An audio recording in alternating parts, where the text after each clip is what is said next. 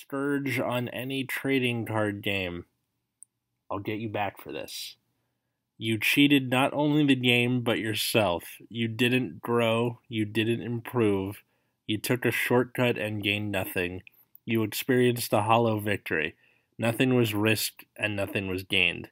It's sad that you don't know the difference. Okay, can I have my cat back now?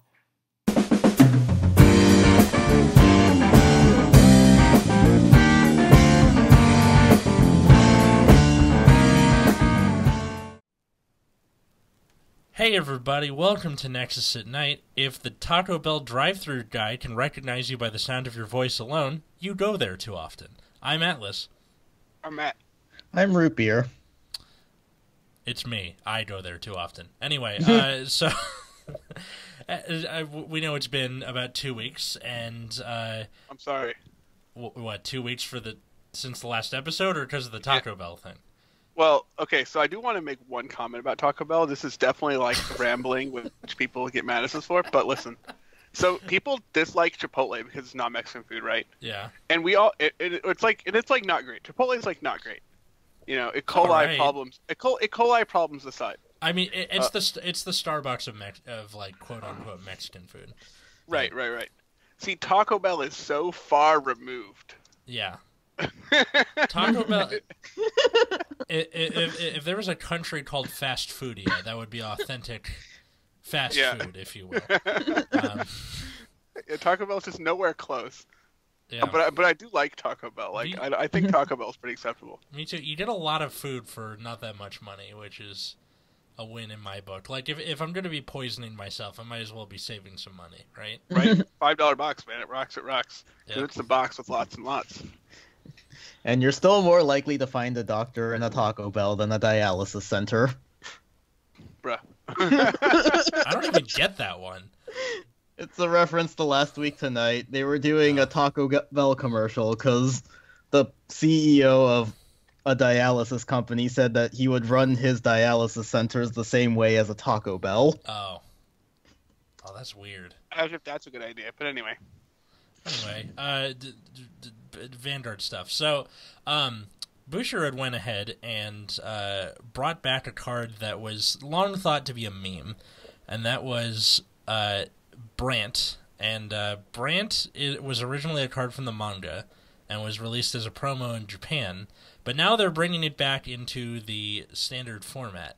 And why don't we go ahead and read this thing? So, it's a grade 3, 13k, force gifts. So, on Vanguard Circle, you can Counterblast and Soul Blast until the end of your opponent's turn.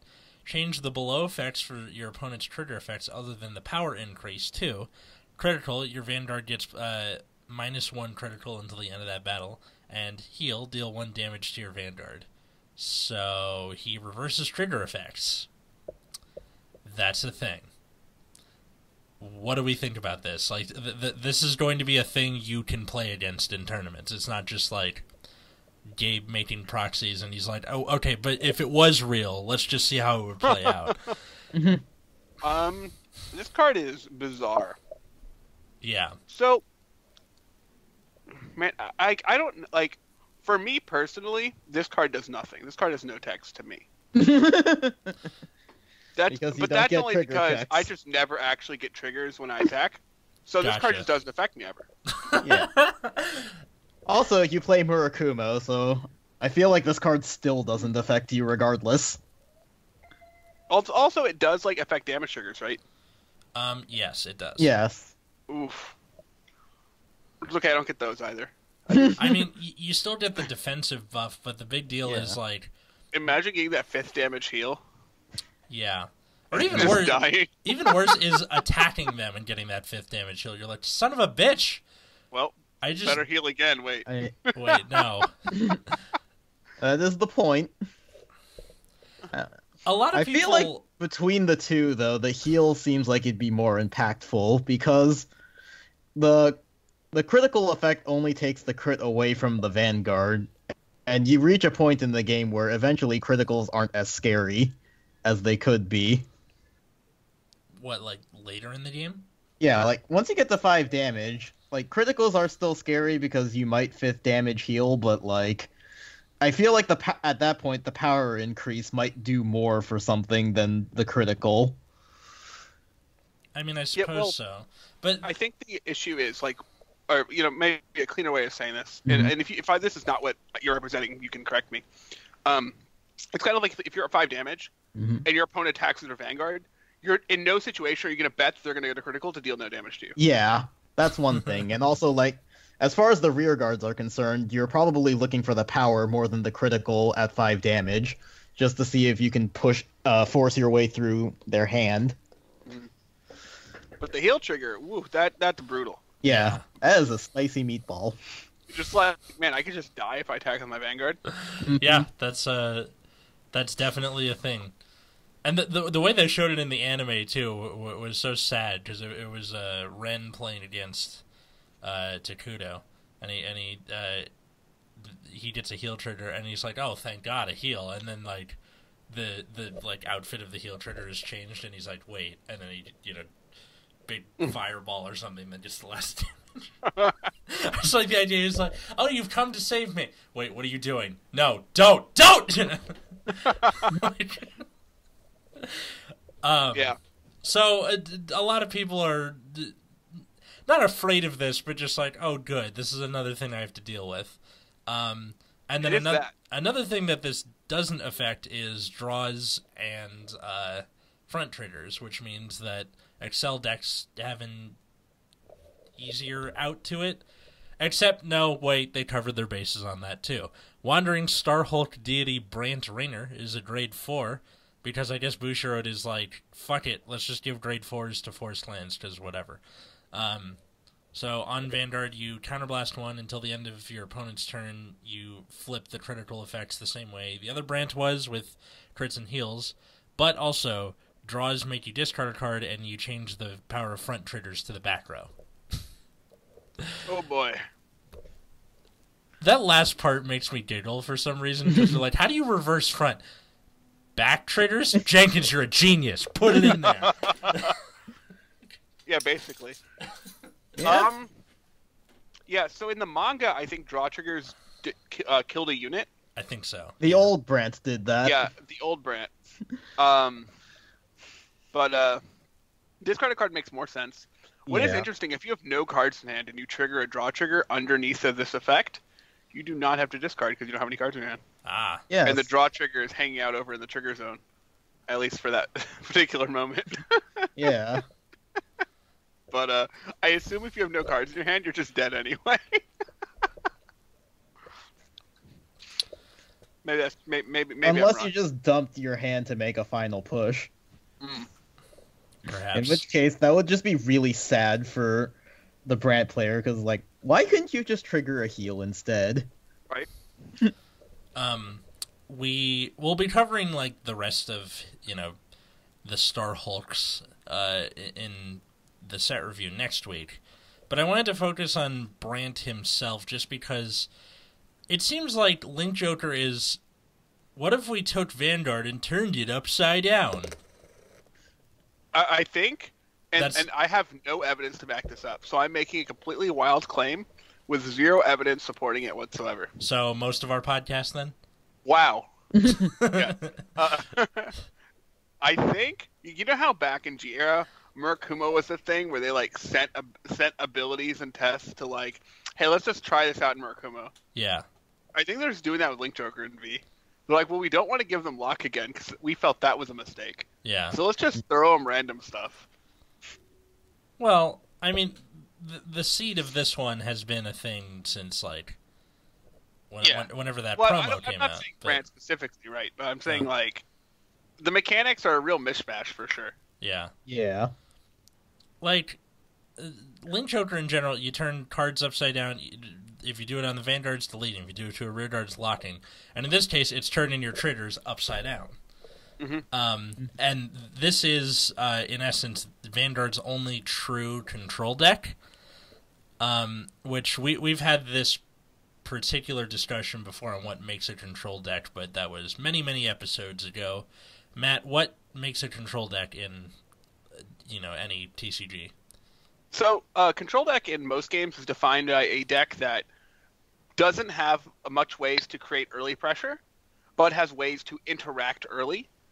In Magic, this is the form of removal spells. In Yu-Gi-Oh, this could be in the form of like onboard effects, like fast, quick effects, or whatever that can prevent your opponent from. Like Yu-Gi-Oh is a bit different because it's a lot of like creating boards and making those boards like unbreakable. Yeah. But once you get a board, like controlling your opponent's actions and not letting your opponent break through is really important. In Magic, it's mostly just not dying before you get to what you want to do. Well, not just not dying, but being in a well enough position where your opponent still can't squeak by. So typically, control decks will have very slow game plans, but when they happen, they're almost unbeatable. Okay. But it also means that like it makes the opponent play differently than their normal game plan would be because you're shutting off certain things. That's right. So since in Magic, for instance, since a lot of control decks have like ways to kill multiple creatures, you don't want to play out more creatures than you have to. You want to play out just enough to make them react. Because if you play out too many, and they all get swept up by one card, you're now losing cards. Yeah. But you need enough to where if your opponent just can't be like, I just won't do anything. So there's a balance there that you have to find. Yeah. It seems that, like, with Link Joker specifically, the only one that really fits this, like, to a T is just the Chaos and Messiah stuff, where it was locking the opponent's board so that they can't attack with rear guards. And the problem is that lock is such a broken-ass mechanic, and I'm not saying that out of salt. It is the fact that you have no way to play around it, and especially against Chaos, because they would just take cards out of your hand. Yeah. The thing with lock is like you're just preventing a rearguard circle from being used. Yeah. And in late GRA, you got stuff to help with that, like, Nova Grappler and Angel Feather and Aqua Force all got stuff that would turn cards face up, so that could include locks, so that you could unlock. And a lot of Link Joker players weren't happy with this, because they're like, well, they're just undoing my entire game plan. It was too easy of a solution to deal with it. And I think that lock as a mechanic, by design, was causing that. I think too, and I think to kind of expand on that lock was unfun for for half the table. Like, I think enjoyment of the game is worth a lot more than what people give it credit for. Like, people will say things like, "Oh, like the metagame's diverse," or like the metagame is fine. Like, we don't need to so this mechanic's like not a problem. It's like that doesn't change the fact that some cards are not fun. And, like, some mechanics are not fun. And, like, when you're playing against Chaos with a deck that's, maybe not aggressive enough to go under it and not big enough to go over it, Chaos is just brutal. Yeah. So, like, a lot of people have this hatred of Link Joker, not necessarily because the deck is overpowered, but because the deck is just not fun to play against. It controls your sense of fun, not just the game. And I think the conversation, like, I think it's fine for some of those. I think it's fine for these decks to exist. I personally don't really have a problem with Link Joker, but I do understand where those complaints come from. But I feel like the current mechanic where they just bind rear guards is a little more enjoyable than just locking it, because binding in general is still something that people can't really interact with. Like, there's a way to take cards out of the drop zone, but I don't think anything in Standard, at least, can just take cards out of the bind zone, except maybe some obscure Gear Chronicle card I can't remember. Who knows? But, it's something like lock just fundamentally stops you from playing the game, right? Like, once you have a locked rear guard, that entire circle is uninteractable. You can't retire it, and unless you have a way to, like, unlock or specifically remove the card from that circle, it's just gone. So with binding and retiring, you can at least, like, replace your board, so it doesn't feel like you're just stopped from playing the game entirely. I do think that one thing that would have made it awkward in Standard specifically to return lock is the existence of Excel circles and circles with force markers. Basically, reprinting of the lock mechanic would effectively make rearguard force markers and Excel circles almost useless. Yeah. I mean, at least with Excel circles, you can keep making more circles to fill. Making Excel circles isn't free though, and in fact, like it's costing cards to make every Excel circle, which require you to commit more cards. So it's not like strictly free to create more Excel circles.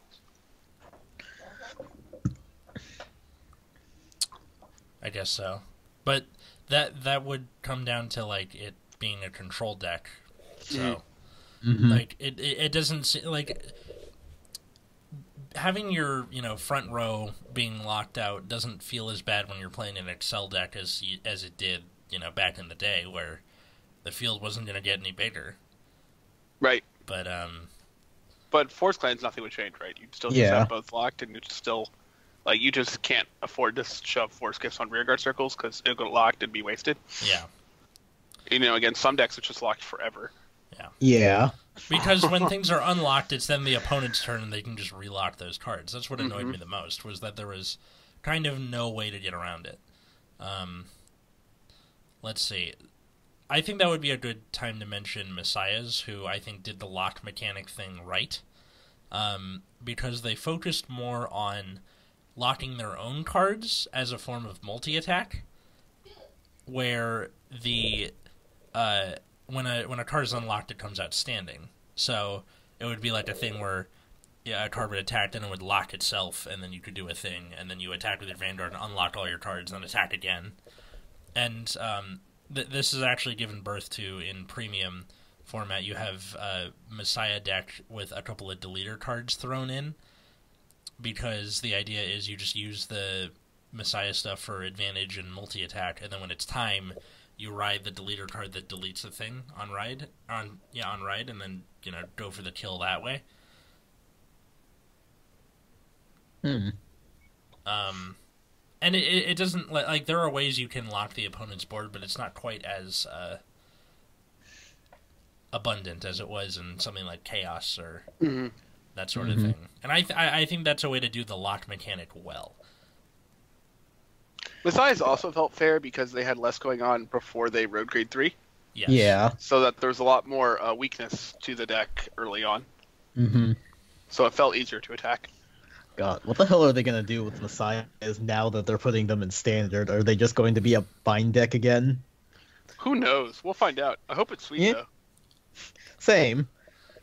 The spaghetti aliens are always nice. I hope they lock themselves and unlock themselves for restanding. That's actually what I kind of want, is just to go back to that. That was like the best part of Messiah. Yeah. Yeah. That was a fun time. Like, that's the one Link Joker deck I honestly enjoyed playing. Because I like multi-attacks for whatever reason. What was that grade 2 idiot that you would call would get plus 2k then like some effect when it attacked? Arrestor Messiah? Yeah, fuck that guy. Apparently they're all using Mega Messiah now, which is I don't know what this card does. So after it attacks, you counterblast one, lock it, check top 3, put a card onto rearguard circle as locked. And then okay. Yeah, so it's like Gold Paladin with extra steps, and then the other skill is GB2. It gets plus 2k for every one of your locked cards. So neat. Yeah, I like it. It's a neat card. It's my friend Vince has the deck, and I was playing against it. And one thing that bothers me the most about Messiah is that all of everything looks the same. That is true. He goes, I go into this Messiah. I'm like, which one is that? He's like, it's the one that does this. I'm like, it looks the same as the one from last turn. And he's like, no, that was the one that did this. I'm like, okay, you know what? Just the secret is they're all the same card. He's just lying to you. No, it's all the same card at like different perspectives. This is from a 3/4 side view. This is from the front. This is from above, below. So moving on to deleters, I guess. Deleters are what Bushiroad seems to have gone with before this whole brand thing in Standard, where, like Root mentioned, they bind the opponent's rear guards face down or vanish delete them, and they delete the opponent's Vanguard. it doesn't seem like they're doing great so far. They're doing okay. But what do you guys think of this as like a deck? Because it's not control. It's... It's definitely a more aggressive deck. Yeah. Like, it comes off more like Kagero than anything. Yeah, I think the issue is, and it's kind of the issue we touched on before, was like it wants to be an aggressive deck, but doesn't have the resources to facilitate that. Yeah, and the on grade 3 right. Yeah. Like if you're going first, you don't have the huge punishment on grade 3 every time. You have it like some very small percentage of the time. Mm-hmm. Yeah, well, because their main grade 3s right now, you have the one from the trial deck where it's Counterblast 2 and delete the opponent's Vanguard. Mm-hmm. Which is a lot. Yeah, which is a lot, and the opponent can play around that. And the other one needs a grade 3 in Soul, right? Yeah, yes. It needs to ride over and a it costs 3. a Counter Blast and a Soul Blast. Yeah, it deletes the opponent's Vanguard, and then he gets a crit. Now, the other still is that the opponent's rear guards cannot move. The reason I bring this up is because I was playing Premium Grand Blue against this, and I went into Megiddo, and I forgot about that skill. Get bodied. Yeah. That was one of those things where you could tell Bushiro just stuck it on there for no... They're like, we gotta give it some skill if it's ridden first. So can't move means they can't intercept, but also they can't, like... switch places or... Switch... Like, for example, I attacked with the Skull Dragon, I'm going to switch places with the one I have in the back row. No, you're not. That's, like, so just jammed on there, because they had no problems writing can't intercept for the longest fucking time. Yeah. And then randomly, no, can't move. Yeah. Ridiculous. Amazing. Simply amazing. So that's where, like, the crux of the deck comes from, is you just use Messiah to build advantage, and then when it's time you delete, and then you can stride or not, but just use that to kind of punch their lights out. Yeah. And it seems like overall people never complain too much about deleting as a mechanic. I mean, people are going to complain about like anything and everything. This is but like, after all. But in terms of like game destroying fun, the way Lock is, deleting has never been that big a deal. And I think a lot of that is just the fact that there is ways you can interact with it, like you can just re-ride and it should be fine. And then striding just completely killed deletion for a while because you could just undo it whenever. Yeah, I mean, it turned deletion into an offensive maneuver rather than a defensive one. Because originally it was, okay, they're deleted, I can bully them a little bit, but it's mostly they can't really mount an offense next turn. Because their big boss originally was something that the opponent couldn't ride unless they discarded a card. So that was the original deal, and then after Stride came around, it turned into, it's only deleted for this turn because they're going to Stride next turn. Let's, kill them as fast as we can. I think it's at least better card design. I'm not really sure how they could make it better. Maybe make deleting cheaper? Yeah, really, it's just making it cheaper. Like, right now, a lot of the old deletes either had obscene costs or required you to delete or retire a bunch of your own rear guards. Yeah. And at the end of the day, you were doing all that for a glorified plus 11k to your Vanguard, 12 or 13 now. That's what a lot of people don't realize is that people are like, oh my god, my Vanguard's at 0. I'm like, you know how when your opponent's Vanguard gets plus 10? Yeah, it's like that, more or less. Just not much else to. I mean, you do lose the skill, and actually, a lot of people keep asking me this question when I'm at locals. They're like, well, wait, if I'm deleted, that means I lose my name, right? I'm like, no, you keep your name, grade, clan, and like twin drive symbol. That's it. You lose the skill and the power. Yeah, you lose power and skill. Yeah. So the people who are listening to this, where they're like, it says you can't do this because you don't have Kujikiri Kondo as your Vanguard, but you do. He's just deleted. So, hooray! Amazing. Yeah. What's with Messiah, coming out later? Do you think there's anything else Bujiro can do for like a game mechanic? Do you think they're gonna do the locking thing to themselves, or like there's Like, with the way they've built all of the Link Joker cards so far, it's possible the Messiahs will just be another flavor of Kagero or Narukami, where they just bind shit and gain power. I thought the whole Schwarzschild Dragon revival was pretty unique. Yeah. Like, I thought that was an interesting way to handle the bind mechanic. I would like to see more cards like that. Like, if Messiahs ended up going in that direction, I wouldn't complain.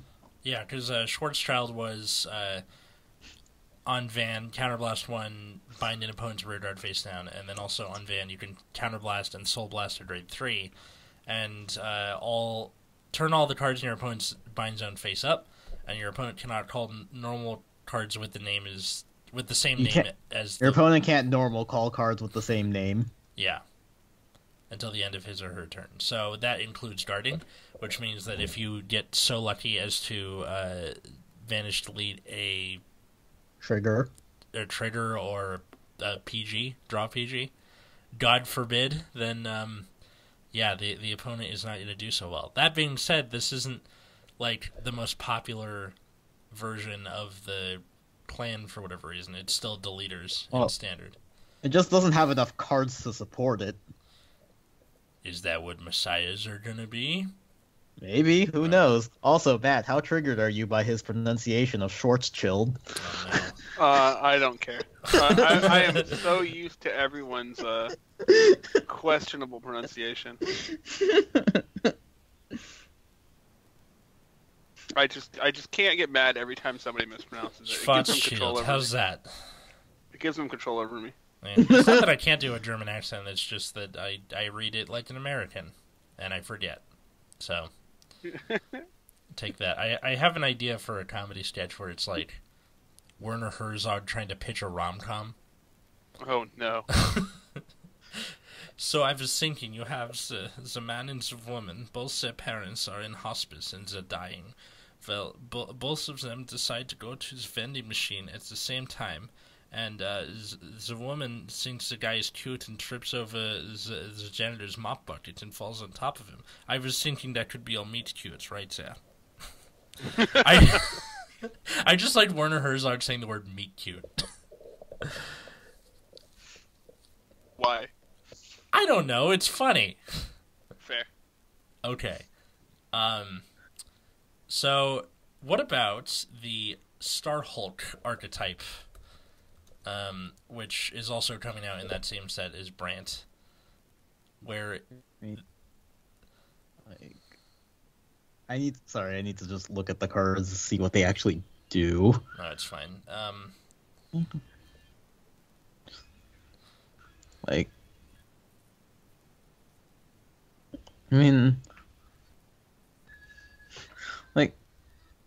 So far the ones we've seen just have pretty generic abilities or bind shit.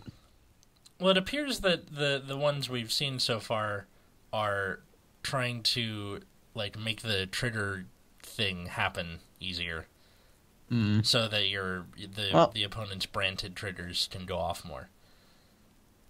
Let's see, 4 card. No, that one doesn't. It's just the grade 2 so far, really. Yeah, but that's still something. Yeah, but the rest of them are just very generic or bind.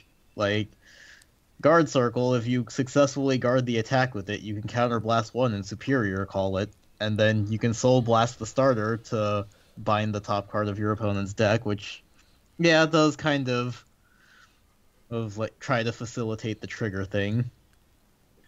I wonder if Starhulks have ways to soul charge. They start running the starter in the main deck, just in hopes it gets in there, and then they can blast it out. Maybe. It is interesting that they're letting you look at your opponent's deck now. Because I remember a long time ago, they made up a card that let you look up your opponent's hand for the anime, and then decided that they're never actually going to print that as a real card. I don't remember that. Yeah, why not? One. I remember, the early New Batama stuff to make you discard, but that's it. Yeah. It is interesting. There was also Shadow Paladin Witches that made the opponent show the top 10 and call 2 zeros. Mm-hmm. And then that got killed because every freaking trigger had effects, so they were just like, all right, I'm going to activate them. Go back to what I was doing. Okay. Right.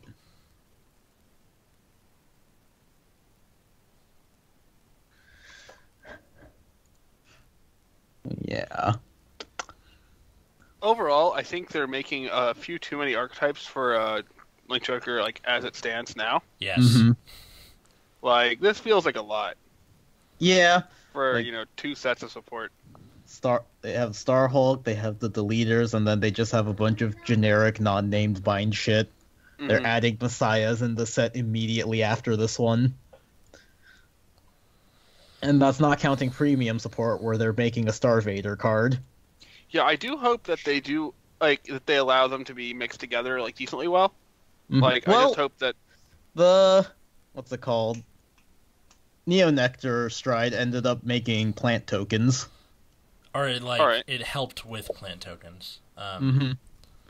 And I think that we're going to cover that set too when that comes out, because I've grown more and more interested in premium as time has gone on. Well, look who got into premium. Sorry, man. It's too goddamn fun. Like, Fair. the I Pale forgive Moon is good in premium. Like, I made Nubatama in premium for like $80. And it's still really good, because as it turns out, if you just slap a Dominate G-Zone onto the discard version of the deck, you are golden. Yeah, it turns out Dominate is a really stupid mechanic. Yep, that is definitely that's up there with Lock. Maybe not so much for how broken the effect is on its own. It's that it's because it's a ruling nightmare. Yeah, the Dominate is such a headache. Like, I remember we devoted several episodes to just complaining about all of the problems with it when it came out. Yeah, because there were a lot. There were so many questions. Yeah. And then eventually they had one that would dominate cards from your hand. Like, they went full chaos there. Or the time they let you dominate the Vanguard, which just ended up attacking all of your rear guards. Hey man, works if you're behind or something. Fun fact, the SGR version of that card is $8. I'm pretty sure if we went back to, like, GBT 11 to 14 days, if you told somebody how much the SGR would be, they're like, fuck. It was like triple, maybe quadruple that price on release. Yeah. Doesn't make it a bad card necessarily. So, Link Joker, anything else we want to add? I hope that they Link Joker kind of gets a consistent direction somewhere, Mm-hmm. and there's some stuff to do early on, because like if they can if the clans can like mix together decently well, then you could have like, and I'm not saying like you still gotta play cards that like don't do anything on first grade 3 ride, but maybe you could have kind of 2 different game plans that like still are both like close, and kind of the rear guards fitting in with both somehow. Instead of going like all in on Brant and then hoping it works out. Yeah, like it's like the delete mechanic could work decently with the bind mechanic, but that's just because the bind mechanic is really generic and can slot into anything.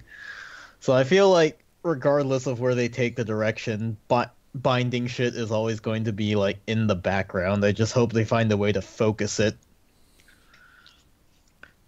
Or just turn it into low red Kagero, where your Vanguard just does something completely unrelated to the rest of your deck. I mean, why not? Seems fine to me. God, fucking Dragonic Overlord the Great basically being a Legion card. Yeah. Call that Neoflame from drop, and people were still disappointed. It's really funny when like Bushiroad, you can tell like they put effort into this, and people are like, "Doesn't have guard restrict, it sucks." Like, but it can restand itself and gain a crit with Neoflame. Yeah. But you have to play 3 counterblasts for that, but... And also, if you don't have the Neoflame anywhere, you're kind of fucked, because you need both there. I'm not saying it's the best, but it's still, there's something to that. I seeing how like Link Joker plays in premium now, I think that it's like a fun little combination between the deleters and the Messiah. I hope that it's not so xenophobic as time goes on. I'm not really sure what they plan to do with the Starhulk things in the future. It seems like it's just going to be like, villain of the season, and then they're never going to get stuff again. See, that's always been the problem they've had, though, where they'll just make a one-off villain deck and then never support it again. Yeah. And that'll, we can do an episode on that in the future, just tying card support to the anime. I thought we did do an episode about that before. Yeah, we apparently need another one. I guess so. Either that, or it's been so goddamn long we've been doing this show that I just forget. And sometimes things come up again. One of the things that what kind of is frustrating about that, and I'll just say this now, is that we were hoping that would be fixed with Vieira. Yeah. Because they weren't doing that for a while, and then just all of a sudden recently they're like, no, yeah, archetypes, let's do it. And then now look at Spike Brothers. They were doing so well at the start, and you were like, all right, we're gonna give everybody at least one thing of support a year. And you're like, cool, and here we are. Yeah, like how hard is it to just make a generic card that does whatever it is you wanted it to do? Like, why does it have to be an archetype? I don't know. Answer. Yeah. Like, they did a decent job with this at the end of G era, where all the apostles just used existing card mechanics and stuff. Like, well, yeah, because you had what's his name, Noah, using chaos, but it seemed like everything else. Gridora. Like a lot of them were like generic enough. Like they all used either an existing archetype or just the clan's keyword. Yeah. Seemed good, and then now they're bringing all of those strides back in this premium collection, which I can't wait. Okay, I think that about does it for this week's episode of Nexus at Night. Where can people find you guys? You can find me at Wiggums, 2 G's, 2 Z's. You can find me at Plasma Eclipse. On Twitter, right? On Twitter, yeah. Yes. My bad. Okay. I realized it right after I said it. I'm like, wait a second. No. Something's not right. No, you're going to find us on MySpace. Fuck oh, yeah. Wow. Let's For sure to listen to my crappy song that I have playing everywhere throughout my page. What if like that becomes like a shitty hipster thing where like people go back to MySpace? Like then we will know that we can launch every hipster into the sun. But yeah. All right. Anyway, you can find me personally at Atlas Novak. Novak being spelled Novack. So that's on Twitter or Instagram, and you can also find this podcast on Twitter or Instagram at Nexus at Night. We're also part of the Nexus Core YouTube channel. Rate, comment, subscribe, support on Patreon. Wait, this isn't a video. Anyway, until next time, I'm Atlas. I'm still Matt. I'm Root Beer. And have a good night, everybody.